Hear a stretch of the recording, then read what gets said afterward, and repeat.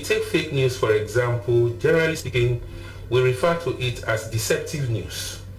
A news that somebody might provide, in the surface you see it as news, but if you could test it, it may not have what we call the elements for news credibility.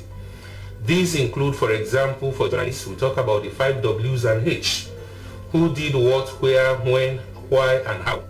Now, in Sierra Leone, what is common, for example, in most of the WhatsApp forum regarding COVID-19 is what people write, just a sentence or paragraph with the beginning breaking news.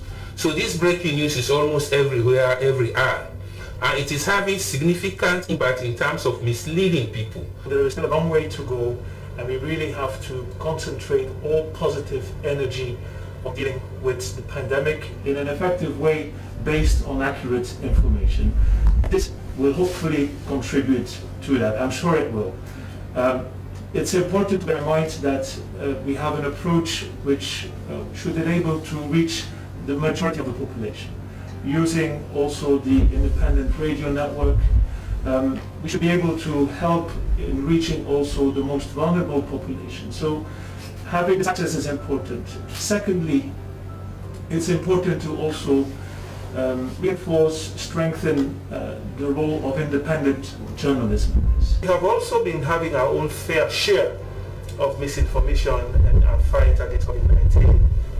And this is something that even before COVID, I am aware the Ministry of Information and Communications has been working extensively with Facebook and other important players to see how we can address this, and also the National Telecommunications Commission. So for me, I think this multi-sectoral approach is an important step in the right direction.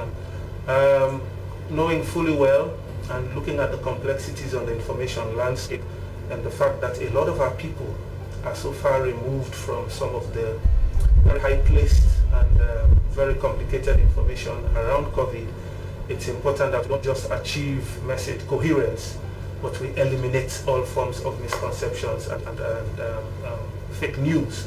Talking about fake news, which has become so endemic, almost become a defining landscape of our way of life in Sierra Leone, to an extent that when COVID-19 broke, somebody died as a result of fake news, even before we registered the first corona death.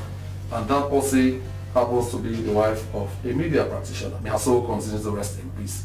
That is the debilitating effect that fake news could have on the country. Too sad enough.